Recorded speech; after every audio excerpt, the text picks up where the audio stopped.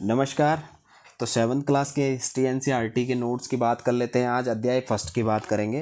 तो इसमें ज़्यादा कुछ है नहीं, जो इंपॉर्टेंट डेटा था वो मैंने आप लोगों के लिए कलेक्ट कराया हुआ है और नोट्स फॉर्म में बनाया हुआ है। तो बहुत ही अच्छे नोट्स हैं, आप लोग नोट कर लीजिए, ठीक है। तो इसमें जितना है उतना डेटा आप लोग पढ़ लीजिए। बाकी दूसरे चैप्टर में काफ़ी ज़्यादा डेटा है तो वो भी देख लेना आप लोग, ठीक है।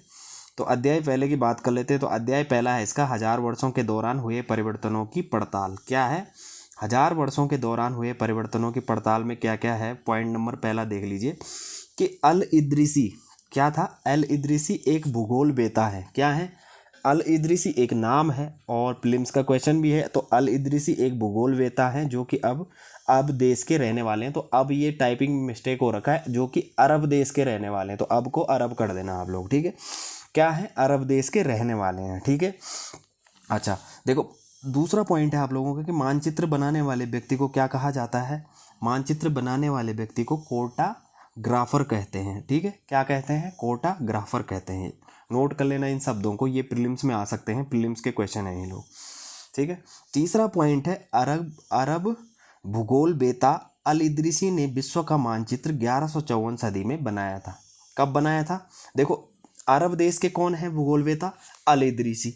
और अल इद्रिसी ने क्या विश्व का मानचित्र कब बनाया था? तो 1154 मतलब 12वीं सदी में बनाया था। तो इस बात को याद रखना, नोट रखना, ये प्रीलिम्स में क्वेश्चन आ सकता है, ठीक है। तो चौथा पॉइंट नोट कर लेते हैं। चौथा पॉइंट क्या है? तो देखो, चौथा पॉइंट है आप लोगों का, 13वीं सदी में जब फारसी के इतिहासकार, अब देखो 13वीं जो सदी थी उसमें क्या होता कि फारसी के एक इतिहासकार थे। कौन थे? मिन्हाज ए सिराज। याद रखना नाम को। मिन्हाज ए सिराज ने हिंदुस्तान शब्द का प्रयोग किया था। क्या किया था? हिंदुस्तान शब्द का प्रयोग। तो उसका आशय था पंजाब, हरियाणा और गंगा यमुना के बीच के स्थित के इलाकों से। तो मतलब गंगा यमुना के जो बीच का जो क्षेत्र था उसके लिए हिंदुस्तान शब्द का प्रयोग किया था। तो थोड़ा सा आओ जानते, नीचे मैंने 2-3 पॉइंट देखे हुए हैं, तो थोड़ा नीचे देख लेते हैं। तो देखो, सर्वप्रथम हिंदुस्तान का प्रयोग हुआ था, मिन्हाज ए सिराज ने किया था, ठीक है। ऊपर लिखा हुआ है मैंने। कब करा था? 13वीं सदी में। कौन थे मिन्हाज ए सिराज? फारसी इतिहासकार। तो ये इस तरीके से आपने क्वेश्चन बनाने हैं और इस तरीके से आपने नोट करने हैं, ठीक है। तो दूसरा, सर्वप्रथम क्या था हिंदुस्तान प्रयोग किसने करा था? मिन्हाज ए सिराज ने किया था, ठीक है। याद रखना इस पॉइंट को। छठवां पॉइंट है, मिन्हाज ए सिराज के अनुसार हिंदुस्तान क्या था, ठीक है।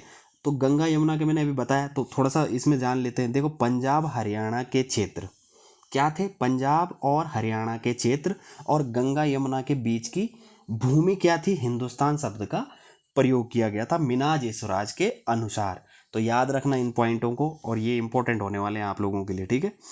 अच्छा, सातवां पॉइंट देख लेते हैं कि 16वीं सदी के आरंभ में, अच्छा अभी मिन्हाज का देख लो, मिन्हाज ने कब करा था? मिन्हाज ने करा था 13वीं सदी में, और 16वीं सदी के आरंभ में मतलब शुरू में बाबर ने हिंदुस्तान शब्द का प्रयोग इस उपमहाद्वीप के भूगोल, पशु पक्षियों और यहाँ के निवासियों की संस्कृति का वर्णन करने के लिए किया था हिंदुस्तान का। समझ गए? तो समझो और इस पॉइंट को नोट कर लो। देखो, यह प्रयोग 14वीं सदी, देखो 14वीं में, 13वीं में किसने करा था? मिन्हाज, और दूसरे के 16वीं में करा था बाबर ने, और 14वीं में किसने कर दिया? अमीर खुसरो ने। तो इस पॉइंट को पढ़ लेते हैं। यह प्रयोग 14वीं सदी में कभी अमीर खुसरो द्वारा प्रयुक्त शब्द हिंद के ही कुछ कुछ समानता। किसके समानता? हिंद के ही कुछ कुछ समानता। समझ गए?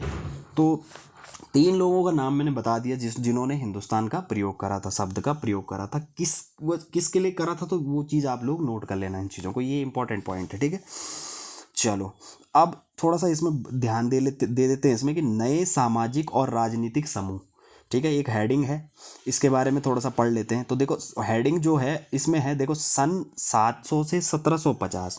क्या है? सन 700 और 1750 के बीच 1000 वर्षों में इतिहास में अलग अलग समय पर नई प्रौद्योगिकी के दर्शन होते हैं। देखो, नई टेक्नोलॉजी, प्रौद्योगिकी मतलब टेक्नोलॉजी, 700 से 1700 के बीच में क्या होते हैं? 1000 वर्षों के इतिहास में अलग अलग समय पर नई नई प्रौद्योगिकी के दर्शन होते हैं। जैसे सिंचाई में रहट, ठीक है, कताई में चरखे, और युद्ध में आग्नेयास्त्रों। आग्नेयास्त्रों का मतलब होता है बारूद वाले हथियार, मतलब बारूद वाले हथियार का इस्तेमाल। तो ये जो 3 टेक्नोलॉजी थी, ये कब थी? मध्यकालीन में, 700 से 1750 के बीच के 1000 वर्षों के इतिहास में। समझ गए? तो 700 से 1750 के बीच के जो हम पढ़ रहे हैं 1000 वर्षों के इतिहास में, तो अलग अलग समय पर क्या हुआ था, नई नई प्रौद्योगिकी के दर्शन हुए। तो कौन कौन सी प्रौद्योगिकी थी वो, जैसे सिंचाई में रहट, कताई में चरखे और युद्ध में आग्नेय अस्त्रों का, बारूद वाले हथियारों का इस्तेमाल। तो ये 3 चीज़ें हैं, ये 3 पॉइंट आप लोगों ने याद रखने हैं और कब इस्तेमाल हुए थे। ठीक है, तो टेक्नोलॉजी के बारे में क्वेश्चन आता है, इस चीज़ को, इस पॉइंट को इंपॉर्टेंट है, नोट कर लेना इसको। ठीक है, दूसरा पॉइंट था इसमें कि देखो इस उपमहाद्वीप में नई तरह का खान पान भी आया। देखो अब देखो यहाँ से नए तरह का खान पीना भी आया, लोगों ने सीखा, आया। तो क्या क्या चीज़ें आई थी यहाँ, सबसे पहले तो आलू आया, मक्का आया, मिर्च आई, चाय आई और कॉफ़ी आई। तो इस पॉइंट को भी याद रखना, इंपॉर्टेंट है परीक्षा की दृष्टि से। ठीक, चलिए अब थोड़ा सा बात कर लेते हैं भाषा तथा क्षेत्र के बारे में। ठीक है, तो भाषा और क्षेत्र में क्या बात कर लेते हैं। सन 1318 में कवि अमीर खुसरो, अब ये कवि नहीं है, ये कवि होगा, कवि अमीर खुसरो ने इस बात पर गौर किया था कि इस देश के हर क्षेत्र की एक अलग भाषा है। तो 1318 में, मतलब एक पॉइंट है, एक जानकारी है, इस चीज़ को नोट कर लेना कि 1318 में क्या हुआ था कि अमीर खुसरो ने इस बात पे ज्ञान किया कि एक अलग भाषा है। और इसी के साथ जुड़ा हुआ पॉइंट नीचे है, तो वो थोड़ा सा नीचे हो गया, स्पेस आ गया होगा उसमें ज़्यादा, लेकिन इसके इस लाइन के, इस पॉइंट के साथ ही नीचे की जो लाइन है ये जोड़ देना आप लोग। तो एक अलग भाषा है, क्या है, जैसे सिंधी है, लाहौरी है, ठीक है, कश्मीरी, काश्मीरी, द्वार समुद्री, दक्षिणी कर्नाटक में, तेलंगानी आंध्र प्रदेश में, गुर्जरी गुजरात में, महाबारी तमिलनाडु में, गोंडी बंगाल में, अवधी पूर्वी उत्तर प्रदेश में और हिंदवी दिल्ली के आसपास के क्षेत्र में। तो ये पॉइंट याद रखना कि कौन सी भाषा कहाँ है, और इसको एनसीईआरटीज़ में ज़रूर देख लेना, कोई मिस्टेक टाइपिंग में हुई होगी तो वो वहाँ से नोट कर लेना। ठीक है, और ये इम्पोर्टेंट था इसलिए मैंने ये नोट करा है। इसी के बाद फिर इसमें दूसरी लाइन ये आती है, इसमें दूसरा पॉइंट इसी में आता है, क्षेत्र में। अमीर खुसरो ने आगे बतलाया है, तो अमीर खुसरो ने आगे बतलाया है कि इन भाषाओं के विपरीत एक भाषा संस्कृत भी है। समझ रहे हो, उस टाइम क्या था कि इन्होंने बताया, अमीर खुसरो ने यह भी बताया था कि इन भाषाओं के विपरीत में एक भाषा है जो क्या है, संस्कृत है, और जो किसी विशेष क्षेत्र की भाषा नहीं है। क्या है, विशेष क्षेत्र की भाषा, यह एक प्राचीन भाषा। संस्कृत क्या है, एक प्राचीन भाषा है, और जिसे केवल ब्राह्मण जानते थे। क्या जानते हैं, जिसे ब्राह्मण जानते हैं, आम जनता नहीं। ठीक है, तो ये पॉइंट याद रखना, इसे ब्राह्मण जानते थे, आम जनता नहीं। तो देखो पहला था ये परिचय का चैप्टर था, इसमें ये दिया गया है क्या क्या पढ़ना है, कौन कौन से चैप्टर में क्या पढ़ना है। तो इसमें देखो इतने ही नोट्स थे जो इंपॉर्टेंट पॉइंट थे परीक्षा की दृष्टि से। ठीक है, एग्जाम की दृष्टि से जो जितना आने वाले पॉइंट थे वो मैंने आप लोगों को नोट करा दिए इस चैप्टर के माध्यम से। समझ गए।